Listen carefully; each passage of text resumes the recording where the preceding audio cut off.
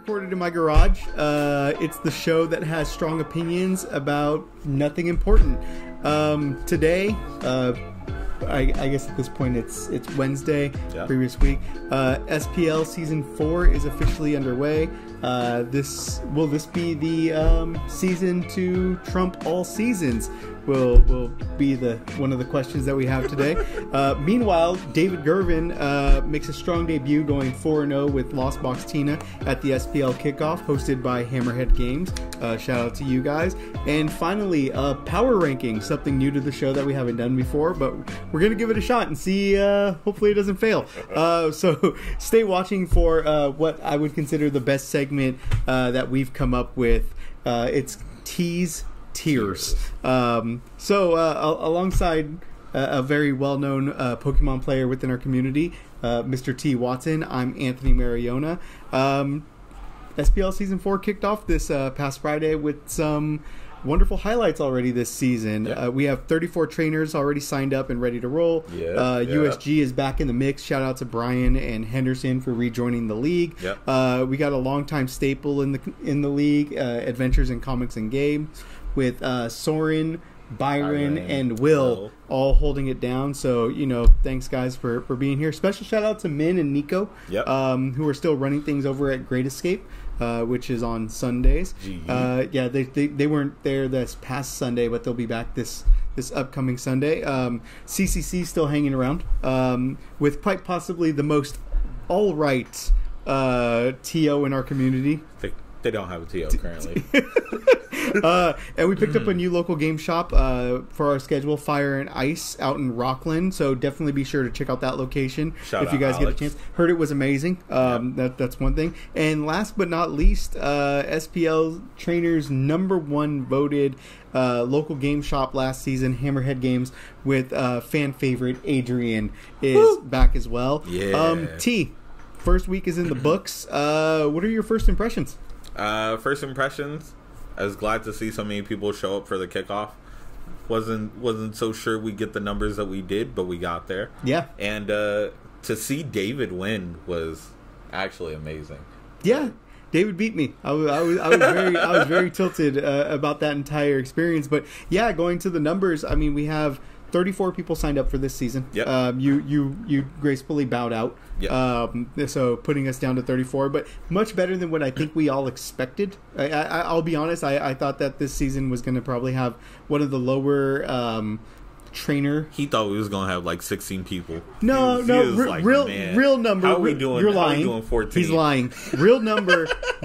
I thought we were going to have probably around 20, 25 people, which I was fine with. I thought was a solid number. 34, and 14 of them are brand new trainers to the league, except for Audrey. Technically, Audrey signed up last season but wound up bowing out early before week 1 even started. So same situation. So they have a chance to be able to claim trainer of the year or rookie trainer of the year that we can get into later. But I mean, it's really nice seeing so many fresh faces, seeing so many returning players coming back for that winter league festivities. So I thought that was super neat. Anybody out of the new trainers that you have your eye on? You already know. #1, the person that's gonna win it all, hopefully, Isaac. Obviously. I love Isaac. I've been waiting for Isaac to join SPL since last season. So, fun story. I was sitting next to him, and he's always been nice to me. He's always been a very chill kid. I'm sitting there, and I'm playing, and I'm whooping Henry's ass. And it's the best. And shout out to Henry, but I got you. And I was just taking that kid to the woodshed or woodshed. And he looks over at me and he goes, "Hey, you look cool." And I go, "Huh? All right." He's like, "No, cool. You look like a poker player. Like you look cool." And I was like, "Isaac, we're gonna get along pretty well." Fact. But another fun one, we wound up having another young kid, Eli, join as well. So now we have 3 junior and 2 seniors.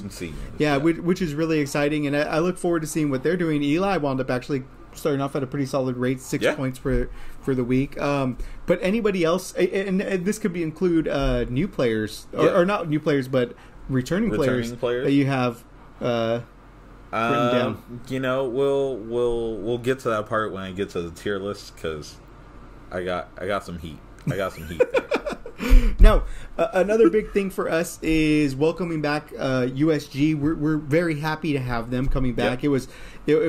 We hit some turmoil along the ways, but wound up being able to see Brian work some things out along with Henderson, who's normally the TO for the location and running the shop, and they wound up jumping in full force. Both feet, full force, which is really exciting. What are your thoughts about them rejoining? I'm always happy to have them.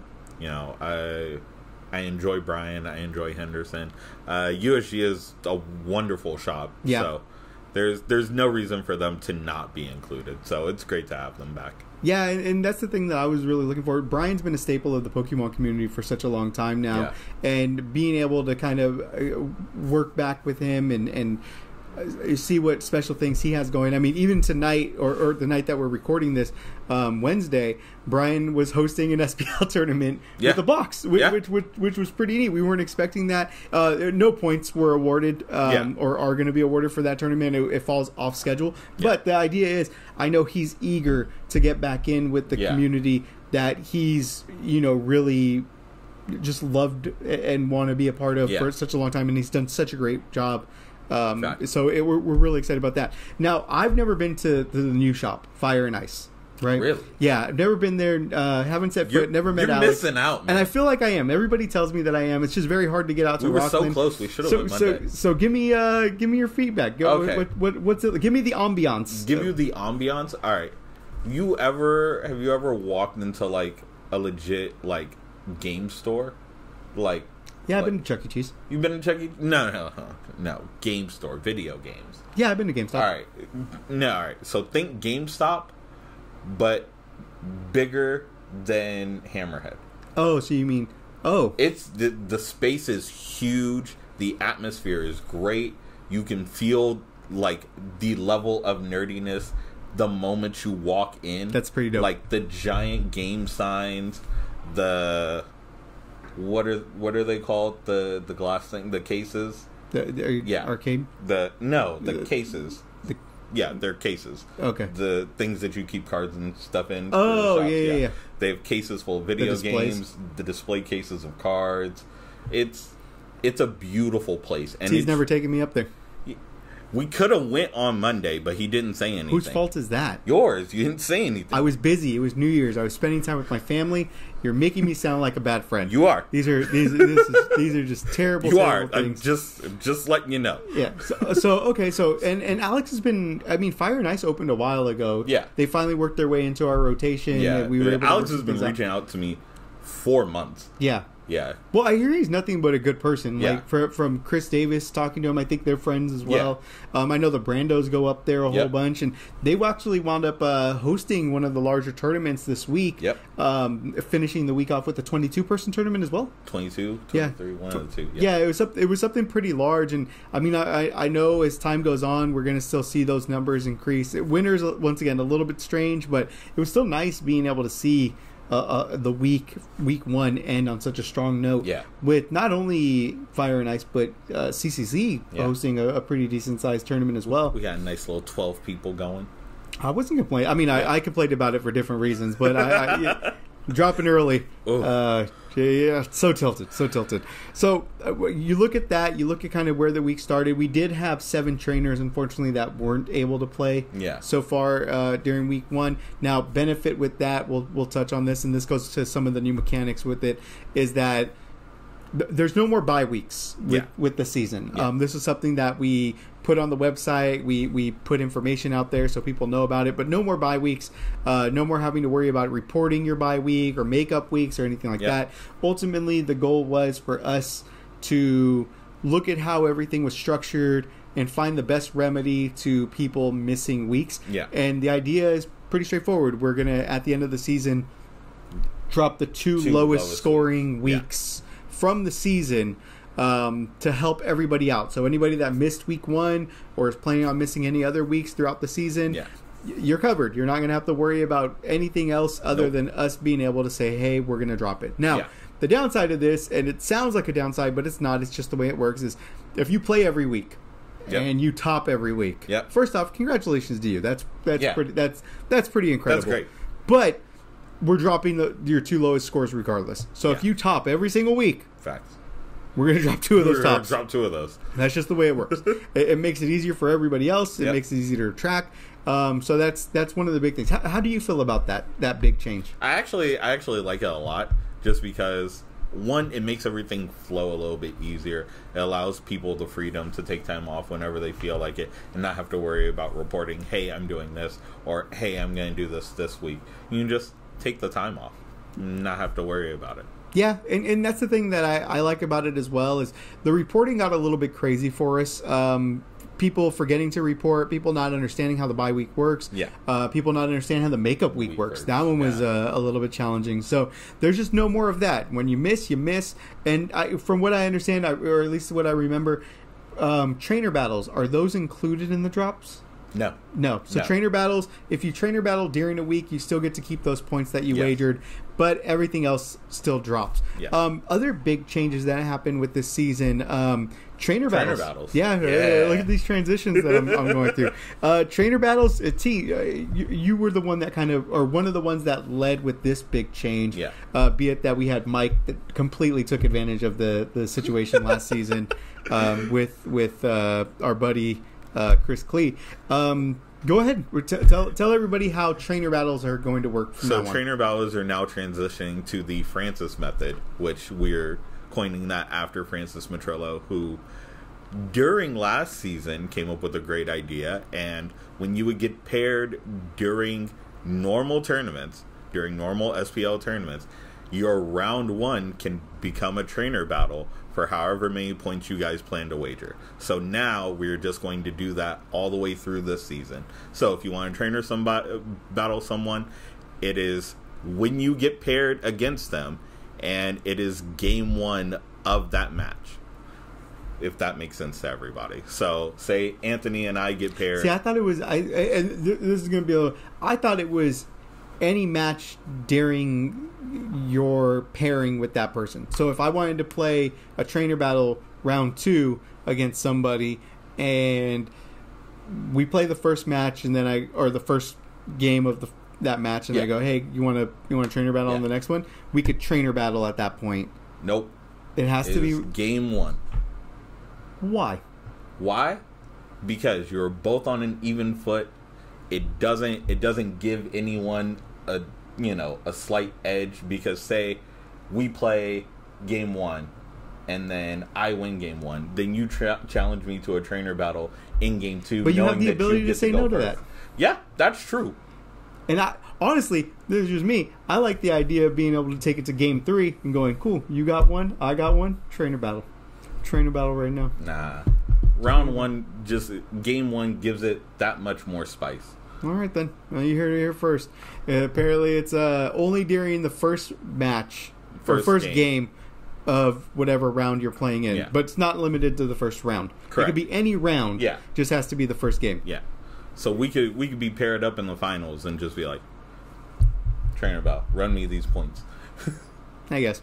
Well, that's one way to look at it. And yes, the fact is that it needed to happen. There's no more random trainer battles where you can walk up and challenge anybody. It has to be someone that you are paired against, said that. Now, with that being said, it's only one game of that match.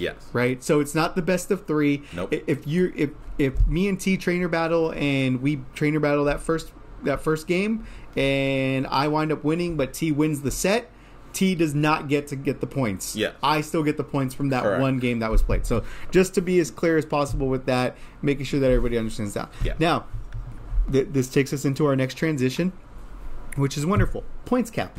Right? This season, guys, we're introducing a points cap. Last season, unfortunately, there was just a lot of issues with different stores or game shops running different tournaments, meaning that one would be 3 rounds, another would be 4 rounds, some would be 5 rounds, which that one was kind of funny. Amazing. But with that being said, what it did was it created somewhat of an unfair advantage for people that weren't able to make those locals. So you would have some people that would almost be able to double some trainers in points totals just for earnings for that week, just based off of going to the right game shop that would host those bigger events. Yeah. So the workaround with this, and we're trying this out this season, we're hoping it benefits everybody, is that we're going to go ahead and just cap everybody at 9 points. Yep. Now, that doesn't mean that records don't still get counted, because those are what we use for tiebreakers. Correct. But case in point, this week we had 3 people go 4-0 at locals, and even though they went 4-0, which would normally be 12 points, those trainers are getting 9. But we still count the 4-0 record, because that's going to help us with tiebreakers later down the road to determine who's in and out of the SPL playoffs when they roll around. So, how do you feel about that? I actually like that a lot, just because if you look at the standings right now, we have 12 people technically tied in points for first, but having the tiebreakers there kind of give a good differential on how to show who's actually leading the pack. Yes. And that's what I feel. Now, I do want to throw this out there as a disclaimer so people understand. The 9-point cap does not include trainer battles. So you can still earn up to 12 points, but the way you're doing that is by wagering those 3 points during a trainer battle. Now, for anybody, kind of take a step back, for anybody that's unfamiliar with trainer battles, what it is a wager between you and another player, betting 1 to 3 points to see who can win a best of 1. Yes. Now, whoever wins, they report it. The winner, and then we add those points totals to your tournament points earnings. I guess is the simplest way to say it. So, I mean, like I said, this first week kind of started off with a bang, ended really well. Way more people than I thought we would have. But this is going to be a nice one, man, and I'm really looking forward to it. Thanks. So, with that being said, we'll go ahead and take it on to break now. Before we do this, the question really kind of comes up is David Girvin primed to run the table this season with SPL? Or is another trainer lurking in the shadows? Next on SPL Live.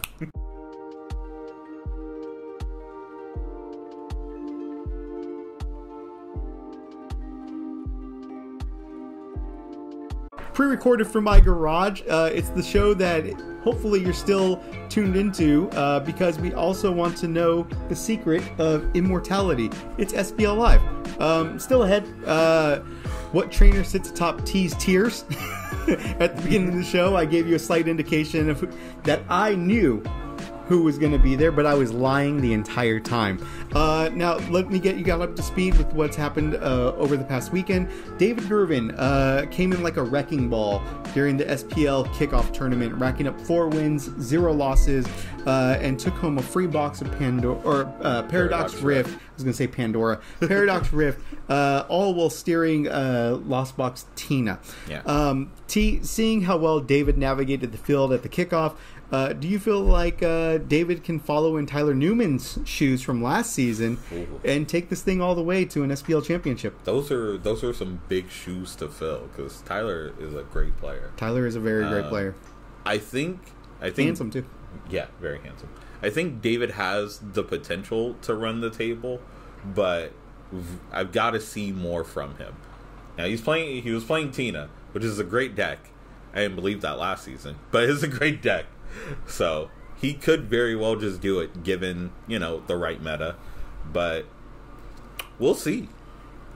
I definitely have him on the tier list. See, and this is the thing. I played David twice, split with them. I do think that he's good. I definitely feel like he's going to be someone that we're going to be watching on the Elite 14, the top 14, heading into the SPL playoffs. I just don't know if he's going to be there. Mm-hmm. Like, I really kind of am looking at Mike as someone that started off with a really strong weekend, cleaning up shop at CCC on Tuesday. Yeah. And then one that I'm actually really looking forward to is Dylan. Really? 4-0. And you want to say Dylan Brandau, he's always been a solid player. He's always picked really good decks. He's usually a control player, and he likes to really mess with people. But he's someone that definitely has all the ability to go in there and do that. Another person, Francis Matrillo. Not Batista. No one likes Batista. Except for when he brings my wife pies. But outside of that, Francis Petrillo, I mean, he's still on the Chen Pao Wawa he's deck. still on the Wawa. But he navigates it so well. It's so exciting. So, I mean... He was one of my losses at the kickoff. But that's the thing, going back to it, right? So we had 3 people end the week 4-0. Mike, Dylan, or at least undefeated. Yeah. Mike, Dylan, and Francis Batista. Yeah. What's your take on that? I mean, how are you feeling about the top 14? Does this kind of look like something that you would expect after week 1? Actually, yes. Seeing Mike up here does not surprise me. After watching David clean house at the kickoff, I think he very well deserves to be up here. I've always said Dylan is the better brother of the Brandos. 100%. Yeah. So Scott, though, the better dad. Yeah, best dad. Great dad. Black dads. Yeah. And Batista, that's not shocking. He did win our kickoff last season. Yeah. So, it's only rightfully so that he be up here the beginning of the season as well. Yeah, and that's the thing. Francis has always been someone that is a super solid player. He plays a lot of off meta, the radar decks. Yeah. Last year he was playing Darkrai a whole bunch, and he did really, really well with it. And he's somebody that you would expect to finish strong like he has been. AJ Batista wound up playing Goldango at the kickoff, wound up doing really well for himself, went 3-1. Yeah. But here's the thing. We have a huge chunk of players, 12 players right now, that are currently bunched up together with 9 points. Yeah. We talked about the cap before the break, the points cap for the weekly. Do you feel like that's going to be something to pay attention to and really prevent people from being able to run away with this thing in this season? I think the cap helps the trainer battles matter more, because now that points are capped, the only way to gain that real edge over the rest of the competition, if you want the points trophy, is just winning trainer battles. So I think the cap helps make the trainer battles a little more exciting and a little more risky for everyone. Yeah, and saying it's funny that you mentioned that. I felt like the same thing was going to happen, is that we were going to see bunches and bunches of players. Yeah. But funny enough, last season we saw the same thing, and this was before we had the cap. Yeah. So I think trainer battles are still the things that are going to differentiate and separate the top, the best of the best. Yes, yeah, exactly. Get the rise out of the foam, whatever the terminology is. But I feel like the trainer battles are going to be that. They're going to be way more important than what they have been in seasons past. We seen Tyler last year, who wound up winning it all. Yeah. Didn't play one trainer battle, but Tyler was one of the more consistent players that we've had in the league. I think he still leads. He played one season, but he had the highest winning percentage out of everybody as well. So I feel like that's definitely going to be something where you sit down and you go, yeah, trainer battle, I got to do it this week, or I'm not going to be able to separate myself. And with with more structure around them, it's going to be fun seeing how you kind of go into a local. Yeah. And you just navigate. All right, who am I wanting? So this is my thought process, and I'm going to give away a little bit of a secret. I feel like if I'm going in and I'm trainer battling after I lose a round, because then I'm playing somebody else that's lost a round. Yeah. And I feel more comfortable with that than going in and going up to that top, that final, whatever cut it is, and going, hey, you're 3-0, or you're, 2-0. And you go, yeah. And you go, cool, you're not the person I want to trainer battle. I want to trainer battle the 2-0 or the 0-2 or the 1-1. Yeah, the 1-1-1. Those people. Yeah. What am I doing trainer battling all the way up here? Need someone on my level. and that's the thing. So kind of jumping back to David and the coolness of this, right? David's first time trainer came out. Tina won the entire thing, wound up beating everybody. Yeah, I mean, it was really, really awesome. Now, with David piloting Tina during the kickoff, and it was a pretty easy win for him to do that. Is that indicative of what this season is going to be again? Lost Box kind of running rampant, Tina being so dominant with everything. Do you feel like that's going to be the case? Or do you feel like there's going to be some, with this current Pokemon meta, yeah, we're going to see a lot more variety? than what we've seen in the past? You know, I'm not entirely sure. I don't think Lost Box or Lost Tina, let me say that, is going to run away with points all this season. It's not going to run too rampant. I'm not playing this season. So, yeah, but that's the thing that we're all afraid of. Yeah, that's what it is, honestly. But no, Dylan's been playing Sable Zard for like the longest time, and as you see, that's what Henry was playing. Yeah, he also went 4-0, so that is another Lost Box deck. But Mike went 4-0 with Charizard. Yeah, I wish I could do that.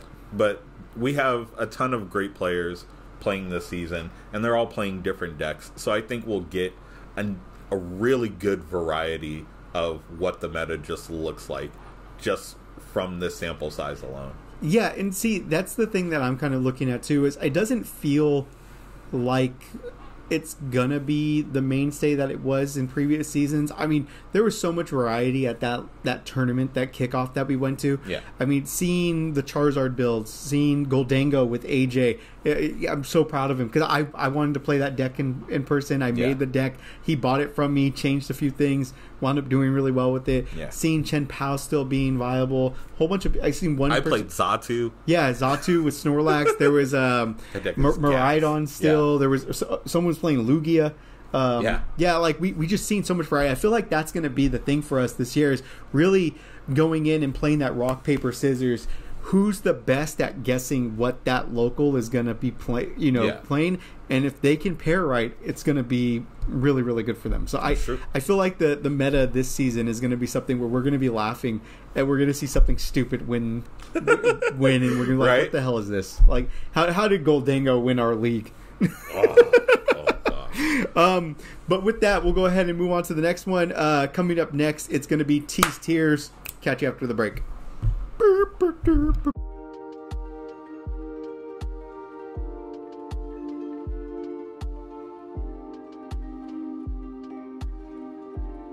Pre-recorded from my garage. It's the show that you probably clicked on by accident but stuck around because you are in love with T's charisma. It's SPL Live. To give you some insight into the process of how T and his committee came together to create the tiers list for this week's show.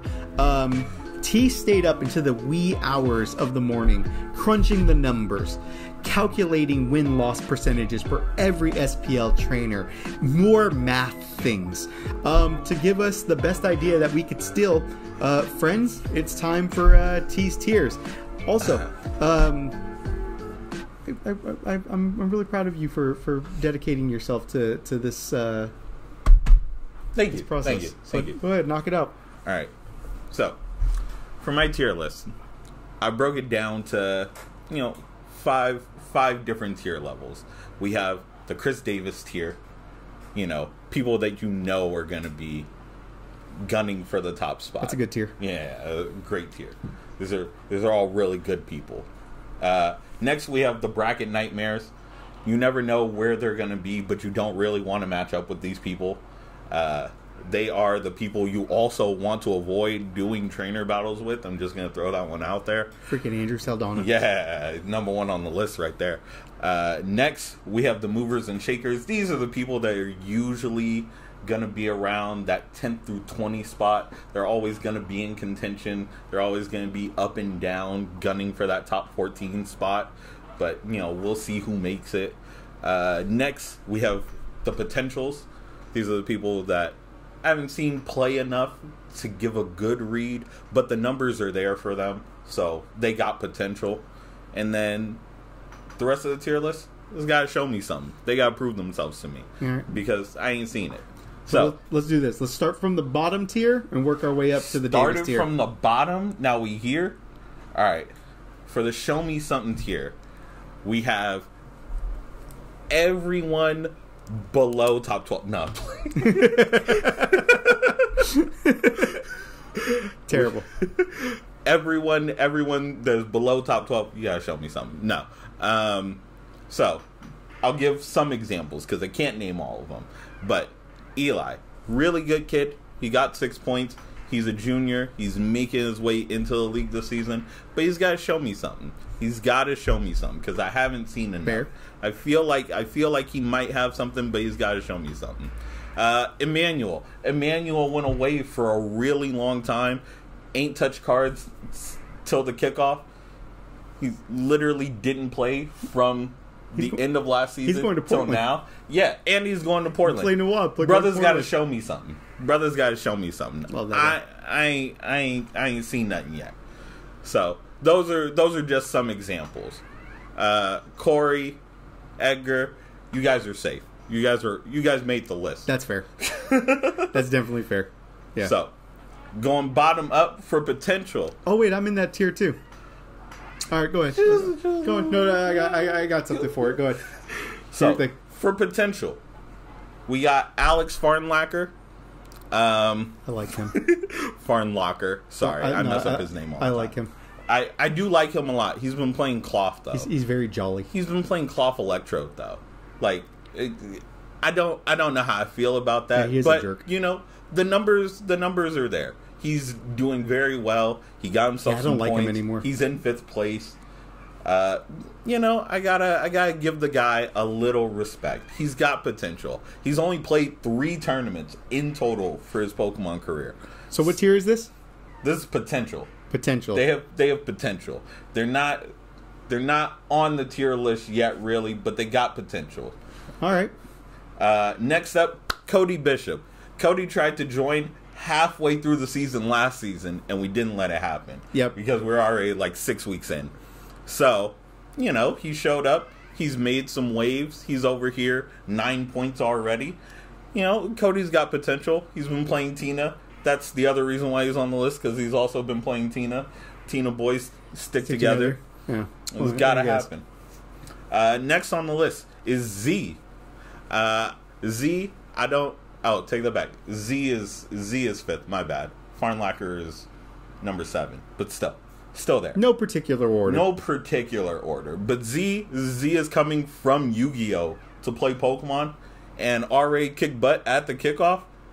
Z's going to do some damage this season. We'll see. Feel it. I got to see it.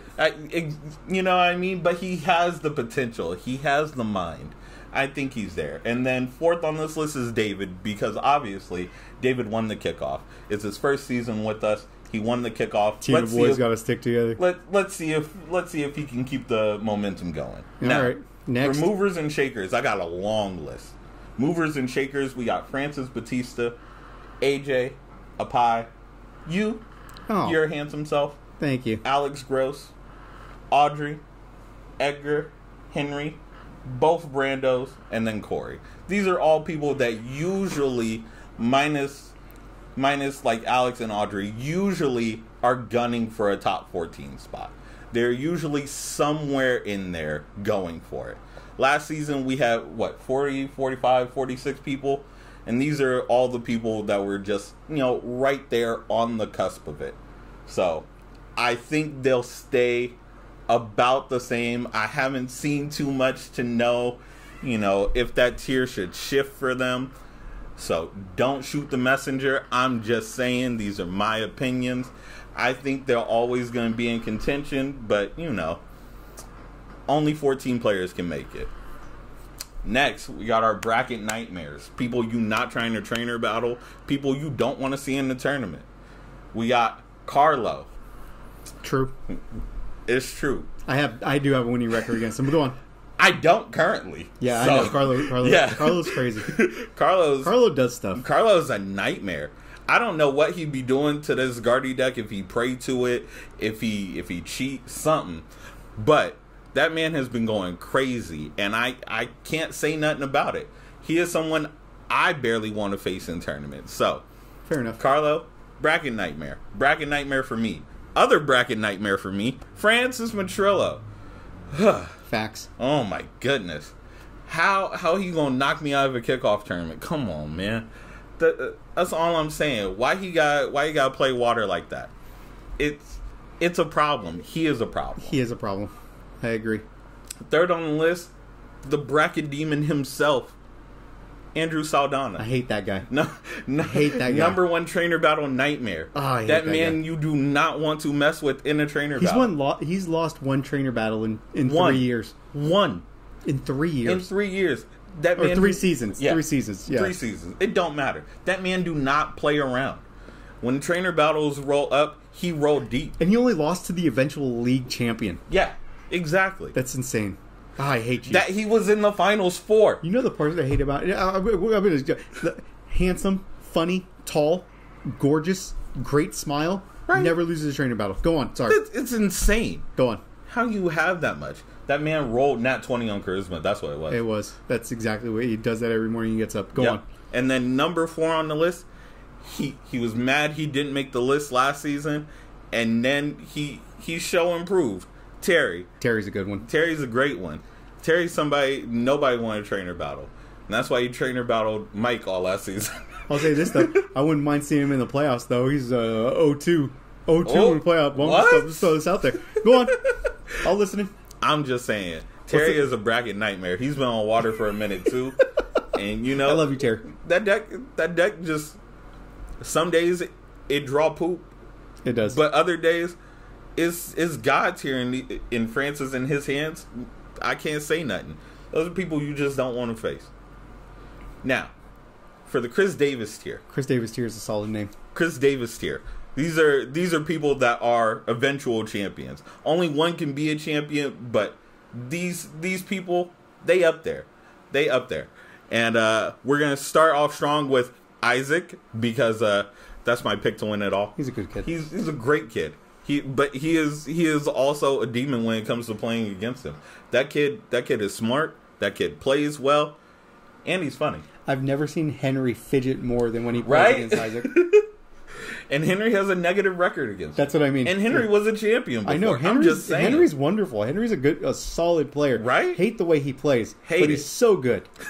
So good, that Henry kid. And Isaac makes the kid shake. I'm just saying. I know. So that's more than what he does. All right, go on. So, Isaac, number 1. Number 2. This is going to come out of left field for some of y'all, but y'all don't know him like I do. Will Hildebrandt. Will Hildebrandt is a great player. That's what I heard. He's been playing the game for years. He made it to the finals at the kickoff playing Maridon. Who plays that deck anymore, honestly? And no one. With all the Zards in the room, I know exactly. Why couldn't I run into him? How was he bold enough to do this? I would have probably bricked. Go on. How is he bold enough to do this? But it's his first season with us. But I know he's such a good player that I know he's going to be gunning for the top spot. He's going to be at like 1 or 2 when it comes to points. I'm just saying. And then last but not least, I got to give it to my boy Mike Moreno. Hate him. Mike has taken points champion from me before. He has won an SPL season in his own right. He has made top 14. What? 2 seasons? 3? Yeah.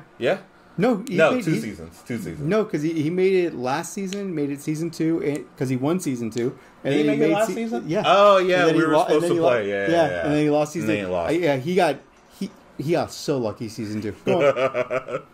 So, Mike has made top 14. He's a multiple top 14 player. Just saying. And an eventual winner. So, I got to give this to him. He is a great player, solid player, great dad. Just all around good guy. He hasn't taken me to Disneyland yet, though. So, I think that's an issue. All right. But that's where we are. Everybody else, if I didn't name you, you got to show it to me. You got to show me something. All right. So, do you want to know where you're wrong? Where am I wrong? Okay, so let me tell you this. Mike is too high. Mike had one really incredible season back in season 2. Last season struggled very badly. Limped into the playoffs. Lost right away. Okay, I have an argument. No. Let me finish. So you have that one. So I would actually put maybe Henry up there, and the only reason Henry's won. Henry wins. Henry does those things. Dylan, someone else. Corey, incredible player. These are just people that I'm naming off the top of my head that I would put ahead of Mike Moreno. But would you put them in Chris Davis tier? Corey, yes. Corey, yes, for sure. You think so? Corey is an incredible player. Look, Corey been gone.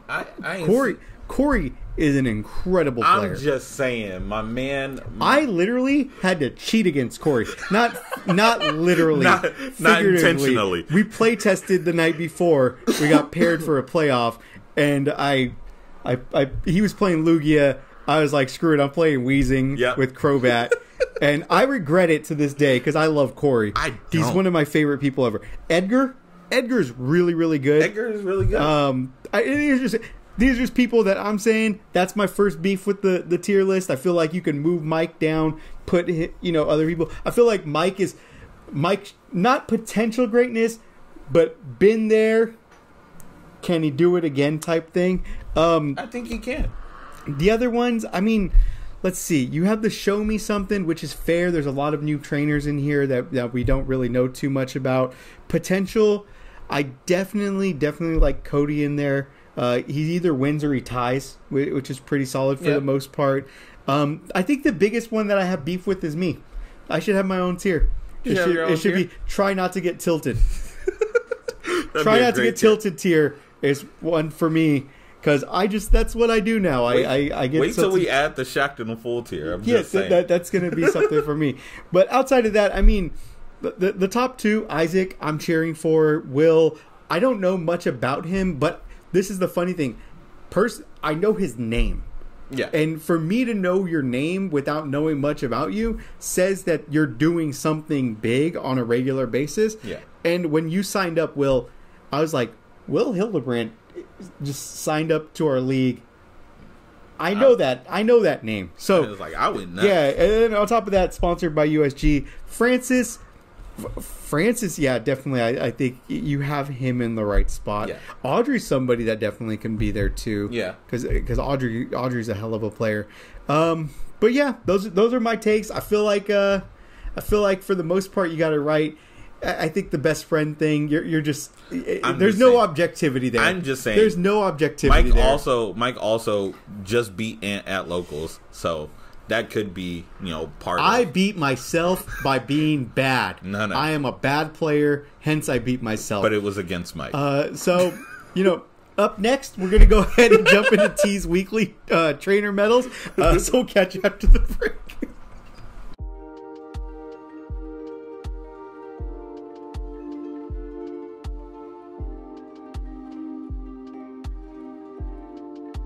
Coming back, league has started off on fire, pun intended, kickoff all the way through Fire and Ice, hosting 22 players. Incredible way to begin Season 4 of SPL. Also, for anyone who has not already paid their league fees, please remember that they are due before the end of Week 3. If you haven't paid already or need help, please feel free to reach out to me or T as we can help you along going through the system. It could be something where you need the link, the pay link again to be sent to your email. I can definitely do that. Or if something's not working, T will be able to help work out a payment with you from there. So really, really awesome because he's wonderful at that. Now, let's get this thing going. T, take it away. T's weekly trainer medals. All right. So, weekly trainer medals, we're going to start from the very bottom. Bronze medal. Like I said, I got to give it to Alex Farnlocker. He has only played in 3 tournaments total. And he's sitting at 9 points. My boy is doing well. He's chilling. He's playing Cloth, which is a terrible deck. So, if he picks up a better one, he might move up just a little bit more. You know what I'm saying? But I'm still really proud of him. 3-1. Huh? Yeah. 3-1, yeah. Yeah. I'm still really proud of him. Glad to see him doing well. So he's going to get a gold medal from me. Silver medal. It's a tie between Mike and Dylan. Both of them going 4-0 this week is crazy to me. Especially the gauntlet of players that Mike had to go through. I don't know who Dylan played. I wasn't there for that one. But still, going 4-0 is a feat in and of itself. It is not super easy to do for most players. So, proud of both of them. They both get a silver medal from me. They can chop it in half, split it between each other. But the gold medal obviously has to go to our kickoff winner. Not just because he's a Tina player. I approve. But because he won. Yeah.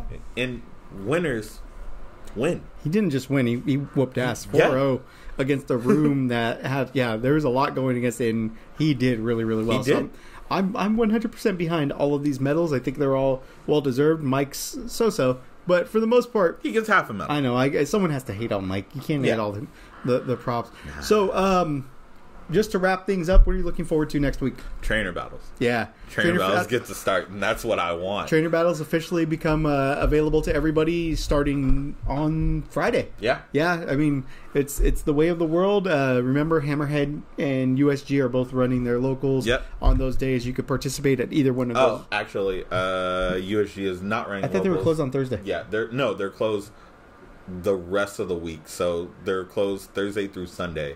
Because they will be doing SAC Anime. No USG this week, guys. Sorry about that. They are running box tournaments, however, at SAC Anime if you do want to slide through and you are going. That is pretty dope. So, all right. Well, for me, I'm also looking forward to trainer battles. I'm looking forward to Portland. Don't know if anyone else knows, but me, T, a group of our friends, we're heading up there. So wish us the best of luck. I will try not to scoop by round 3. And I will... get day 2. He's going to get day 2. Mike will get day 2. Yeah. Alex Gross will get day 2. And then one of us got to win the event. Yeah, one of them have to win it, or they're not coming home. That's the rules. But for me, I think my biggest thing, and like I said, is not getting tilted and leaving tournaments early. But no promises. We'll make a tilt counter for next week. Tilt counter for the entire. I'm going to start keeping track of all of it. I will. But for now, the show's done for today. We'll see you all again next week, Thursday or Friday. Yeah, Friday. No, we'll drop this one this Thursday. You'll see the next episode of SPL Live the following Thursday. Yeah. But until then, catch you all at locals. Deuces.